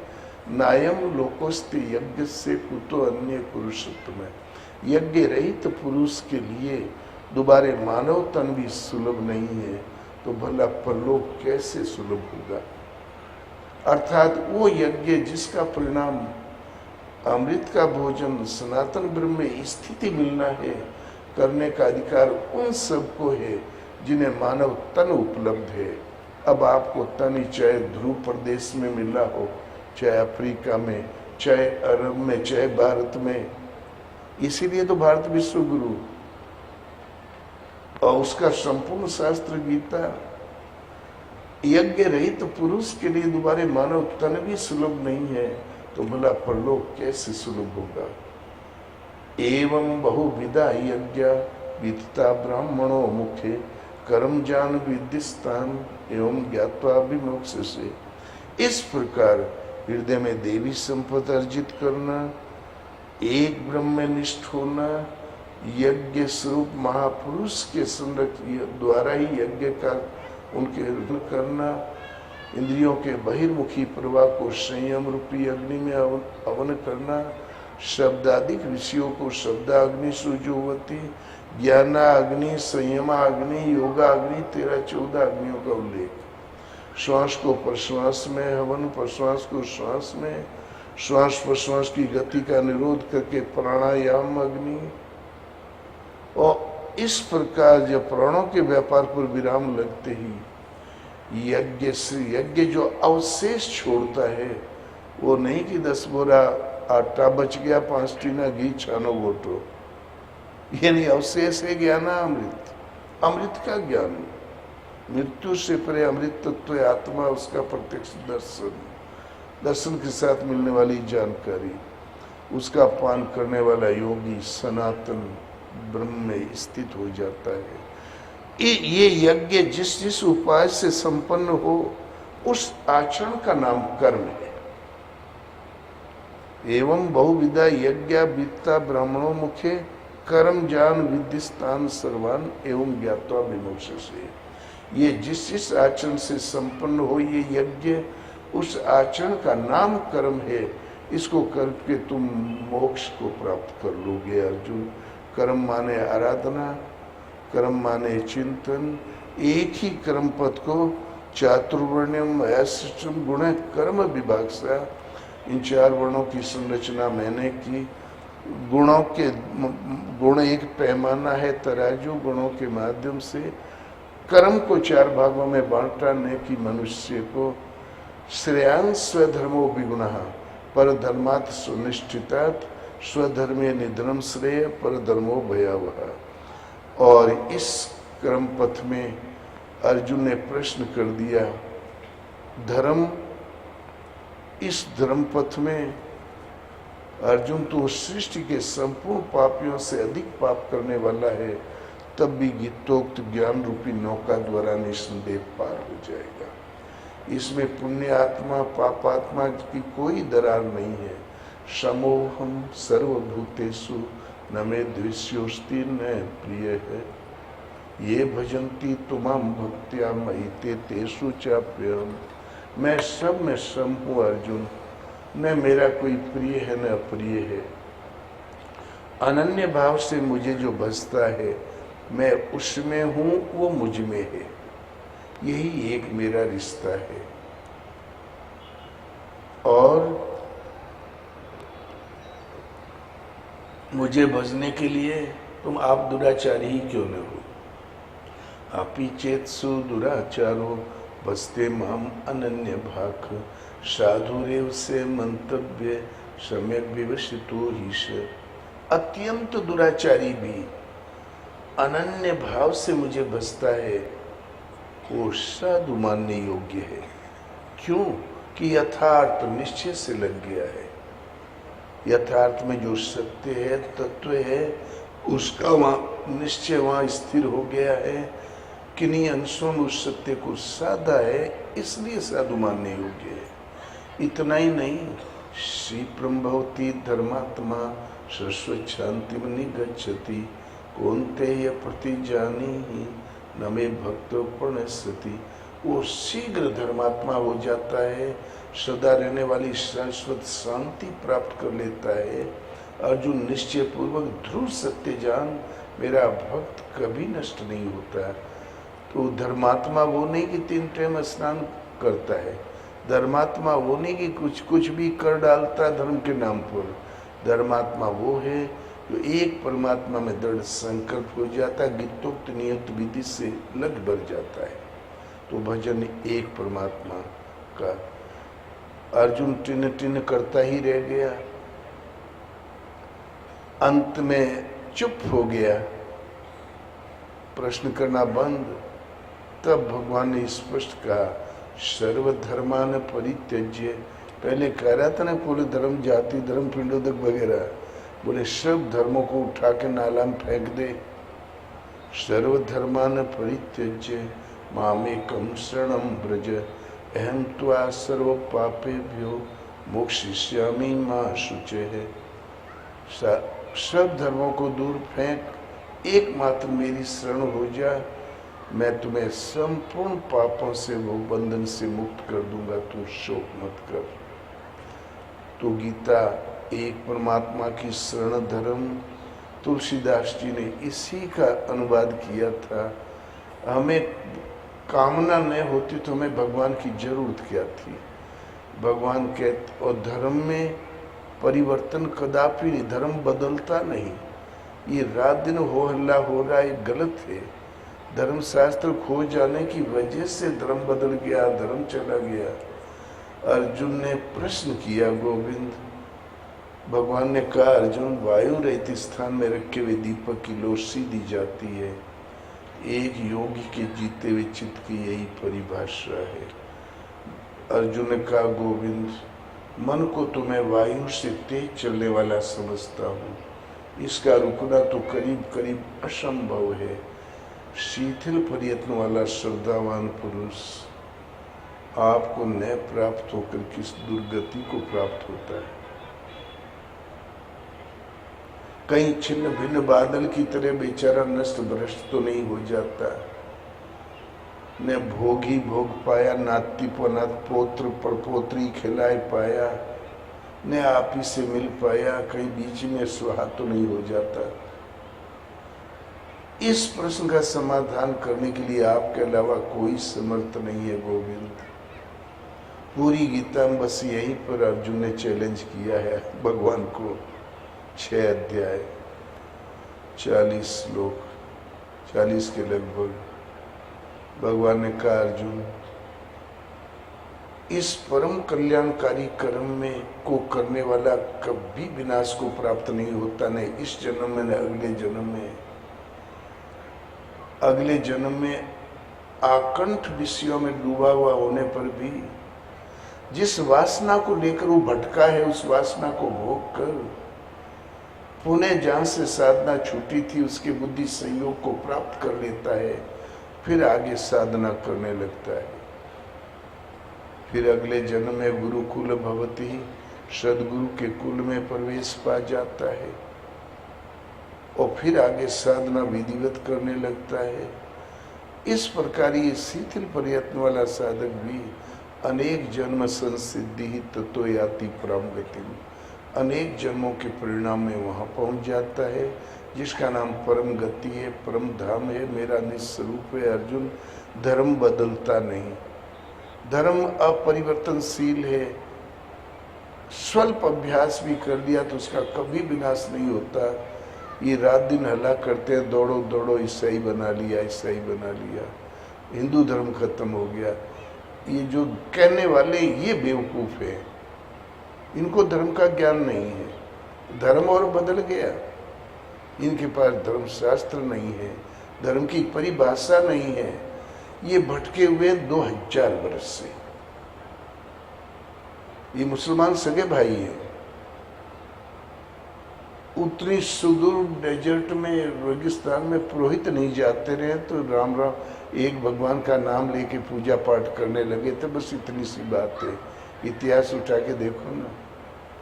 और इधर धर्म के नाम पर बुद्धि से न, अब आगे न करने बड़ा कड़वा हो जाएगा। भगवान के पास सीधा सीधा जाने के लिए हीन भावना से बड़ा दुख सृष्टि में कुछ भी नहीं होता है। लेकिन अब एक गीता हट जाने से भगवान कहते हैं, पुरुष मेरा विशुद्ध अंश है, मैं ही परम चेतन बीज रूप से पिता, प्रकृति गर्भ धारण करने वाली माता है और तो निमित्त मात्र है। और यहाँ 50% जनता, हिंदू जनता मंदिर में नहीं जा सकती। वेद वाक्य पे विचार करे तो नरक जाए। कदाचित कहीं वेद पाठ होता और सुन ले, स्मृति अच्छी है और सुन के दोहरा दे तो जीभ काट दो। पूरा का पूरा तो नरक वैसे ही जा रहा है, जीभ पता नहीं किस लिए काट रहे। तो 50% जनता को वेद नरक भेज रहा, तो भाड़ में गया तुम्हारा वेद। जब हिंदुओं को ही धर्म घर नहीं भेज सकता, हिंदुओं का भी कल्याण वेद नहीं कर सकता, बाहर वालों क्या खाक करेगा। क्या बवाल है, ये उपद्रव क्या है, हम समझ नहीं पा रहे हैं। ये उल्टी सीधी स्मृतियों की देन है। स्मृति स्टेट पीरियड की कानून की किताब संविधान है, और स्टेट उन्मूलन हो गए, न्यायालय ध्वस्त हो गए। वो संविधान के अनुसार एक कदम कोई चल भी नहीं सकता, तो इनको कानूनन या तो जला देनी चाहिए या दंड भोगना है तो रख फिरो। धर्म कभी नहीं बदलता। माया सांसारिक संस्कारों को घटा बढ़ा सकती है, ईश्वरीय संस्कार को तिल भर भी ऊपर नीचे नहीं कर सकती। इसलिए आप गीता को सबको सुलभ कराएं। आज हमारे पावन देश के हालात बहुत खराब हैं, सर्वत्र त्राही त्राही है, बेमनुष्य द्वेष आतंक दारिद्र्य है,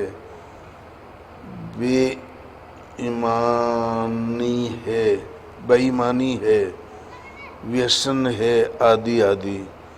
कैसे हो पाएगा उद्धार हमारे राष्ट्र का?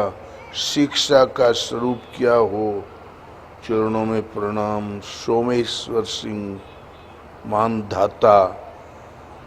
आप ठीक कह रहे हैं। क्या मानव शरीर मृत्यु के पश्चात नवनिया? नवनिया क्या होता है? नवनिया कुछ होता हो, 12वीं और 17वीं कर्मकांड जिन पर अफीम। ओ समझ गया। तो ये है क्या मानव शरीर की मृत्यु के पश्चात नवमिया क्या होती है? नवमिया 12वां सातखी, ये हम जानते नहीं। नवनिया माने 9 दिन। है 9 दिन श्राद्ध वगैरह। हाँ, आदि कर्मकांड जिन पर अफीम सेवन, नाना प्रकार के भोज आदि करने से उसकी आत्मा का सुधार, जो शरीर छूट गया उसकी आत्मा का सुधार अथवा मोक्ष निश्चित है। अरे जो खा रहा उसका तो मजा पड़ गया। जो अफीमची उनका काम तो चल गया। आपन करनी पार उतरनी। ठीक है, वो जो करेगा उसकी ज्यों के त्यों रिजर्व है। इसी बहाने हम जो करते हैं पूर्वजों को याद करते हैं। ये हमारी परंपराएं हैं, पूर्वजों को स्मरण करते हैं, श्रद्धांजलि देते हैं और अगली पीढ़ी आपको भी श्रद्धांजलि देंगे।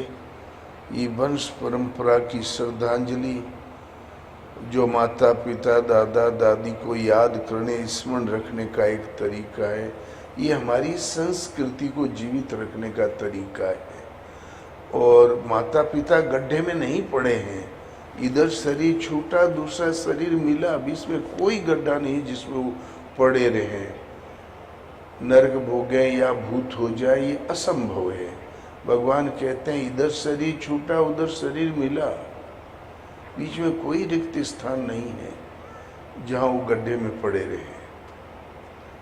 तामसी गुण के कार्यकाल में निम्न योनि पाता है, सात्विक गुण के कार्य राजसी गुण के कार्यकाल में मनुष्य योनि पाता है, सात्विक गुण के कार्यकाल में उन्नत योनि पाता है, देव इत्यादि।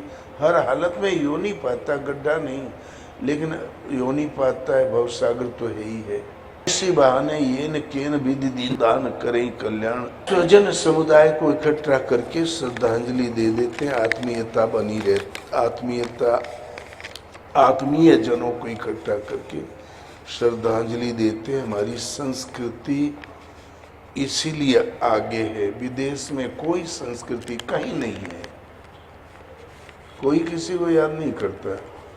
अमेरिका में एक पिता मरणासन थे तो लड़का आया, डॉक्टर को भर्ती कर दिया, बोले $500 दिया, बोले ले वो भर्ती कर दो, हमें मालूम है कि मर जाएंगे, सुबह आके मैं देख लूँगा, अभी मैं क्लब में जा रहा हूँ डांस करने, फ़ोन मत करना, मैं सुबह आके देख लूँगा।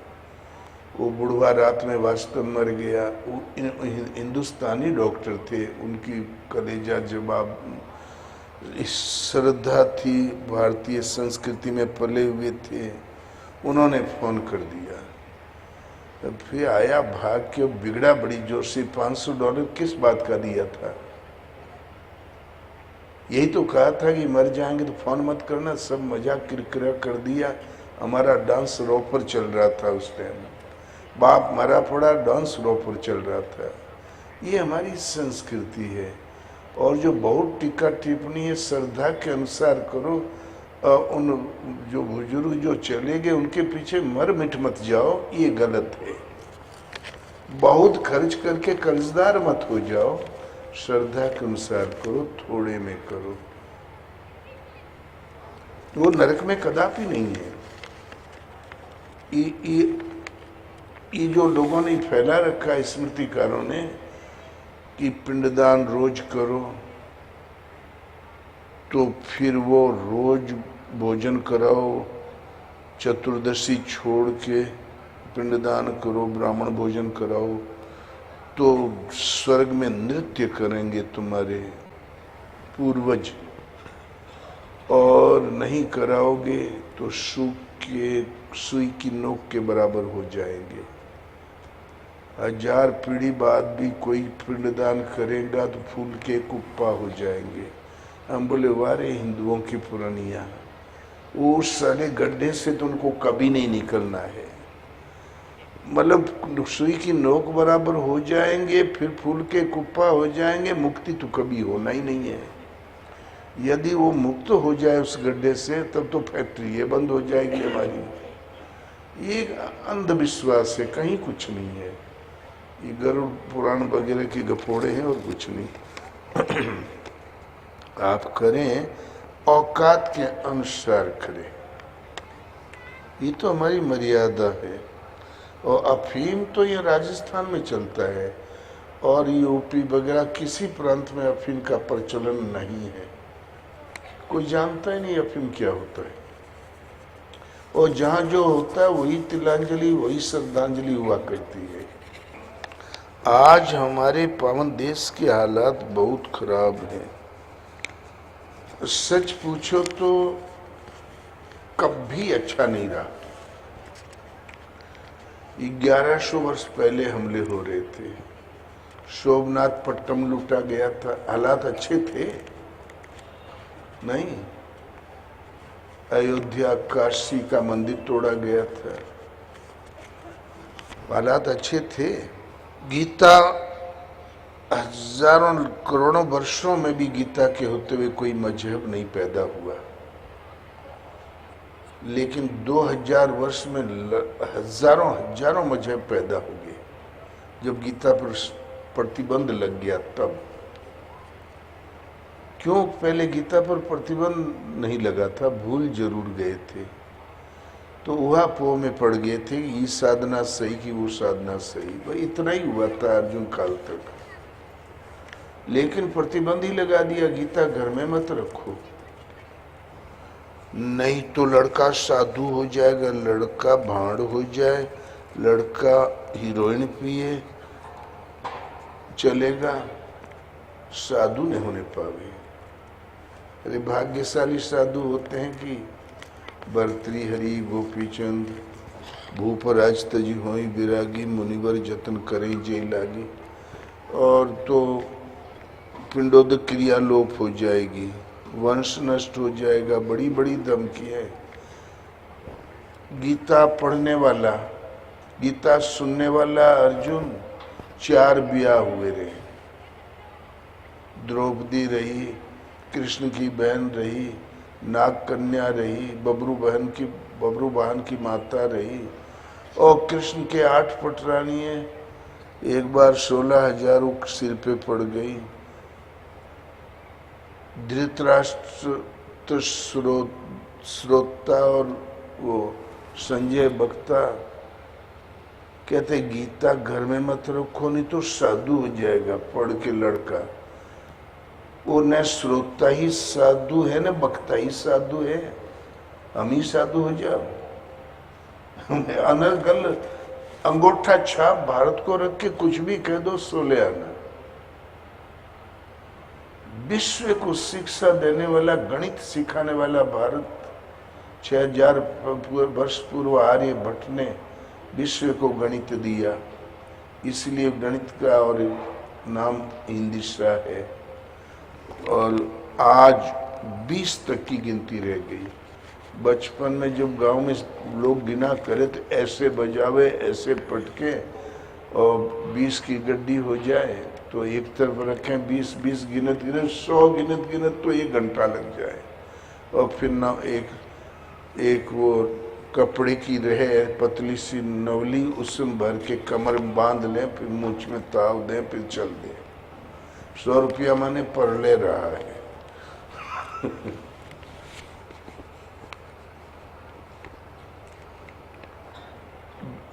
दुनिया को विद्या देने वाला भारत एकदम अंगूठा छाप। अब शिक्षा पर प्रतिबंध, धर्मशास्त्र पर प्रतिबंध, महाभारत सुनने पर प्रतिबंध, ये गौरवपूर्ण इतिहास गौरवपूर्ण सुनी लोगे ना, भुजाएं फड़कने लगेगी, आप कूद पड़ोगे राह पर। और शस्त्र पर प्रतिबंध, 10,000 भेड़ खड़े हो गए तो दो जानवर काफी है उसके लिए। तो यही भारत की गुलामी का कारण रहा है। आप गीता ले लो, शौर्य पराक्रम देगी, धर्म देगी, एकता देगी, फूट खत्म कर देगी, सारे दुखों का एक ही इलाज है। और ये परब्रह्म परमात्मा भगवान के श्रीमुख की वाणी है और कहीं संदेह की गुंजाइश नहीं है। इसके आलोक में रास्ता साफ होता चला जाएगा। और दुनिया में कितना भी पैंतरा भांजो, जितना आप भांजोगे उससे 10 गुना दूसरे भांज चुके।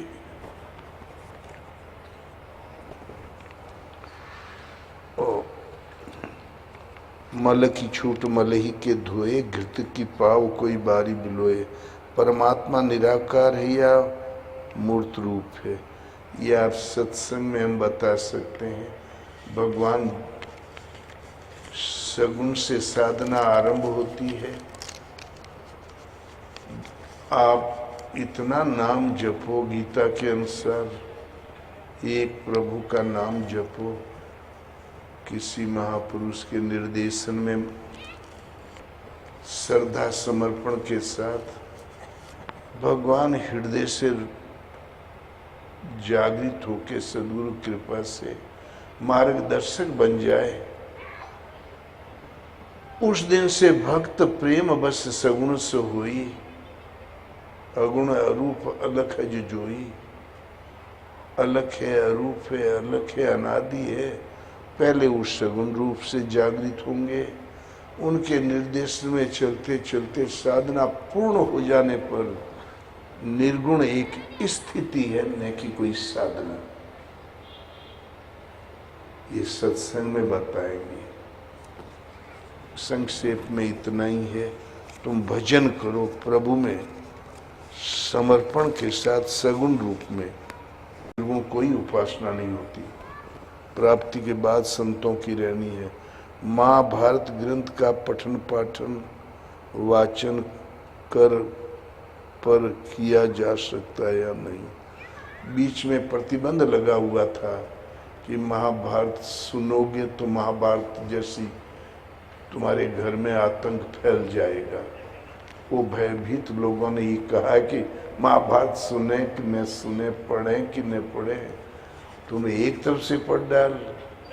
लेकिन 50% महाभारत उसमें कुछ कृत्रिम लिख दिया गया है, भले लिख दिया हो।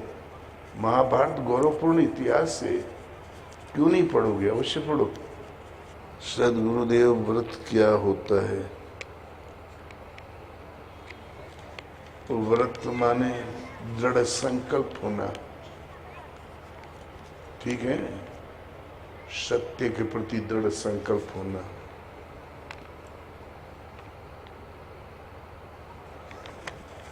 माई लोग तो रोज व्रत रहती है। बचपन में स्कूल में जो बच्चे पढ़ते हैं प्राइमरी में तो इतना बस्ता होता है, नहीं है? शुरुआत में व्रत के तमाम कानून हैं, और लेकिन आधी दूरी तय कर लेने के बाद मिडिल के बाद बस्ता हल्का हो जाता है, इंटर में बिल्कुल हल्का हो जाता होता है ना। तो जो कुछ करते हो ठीक ही करते हो, लेकिन वह एक परमात्मा के प्रति दृढ़ संकल्प होकर नियमित साधना में लग जाना, ये नियम न खंडित हो।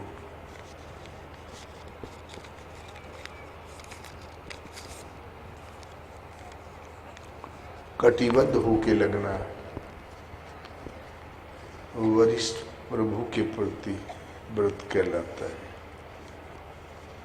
और अभी शुरुआत में कुछ हो करो सब व्रत है, खिरड़ी पूजो चाहे नींब पूजो सब व्रते है, एकादशी पूजो सब व्रते है। बहुत समनाथ माई लोगन से पूछ ले जाए। और व्रत माने वरिष्ठ तत्व जो परमात्माओं के पूछे उनके पीछे साधना में रत होना व्रत कहलाता है। क्या गीता का कोई श्लोक इसकी चाबी है जिससे समझ के बाद ही गीता समझ आती है? 11 अध्याय में 10-15 श्लोक ऐसा है जो भगवान की स्तुति है। तमक्षरम परमम वेदितव्यम तुमस्य विश्वस्य परम निधानम तुम्हें व्यय शाश्वत धर्म गोप्ता सनातनस्तम पुरुषो मतो में।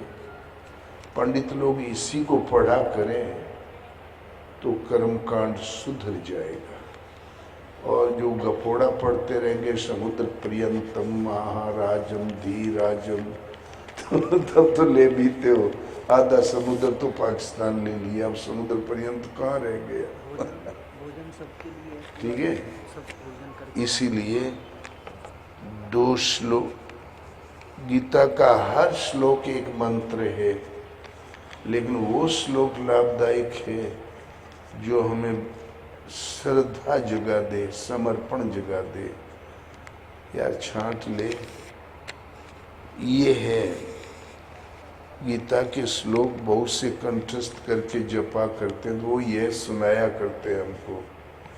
तुमादिदेव पुरुष पुराणे तुमस्य विश्वस्य परम निधानम तुम्हें व्यय शाश्वत धर्म गोप्ता सनातनस्तम पुरुषो मतो में।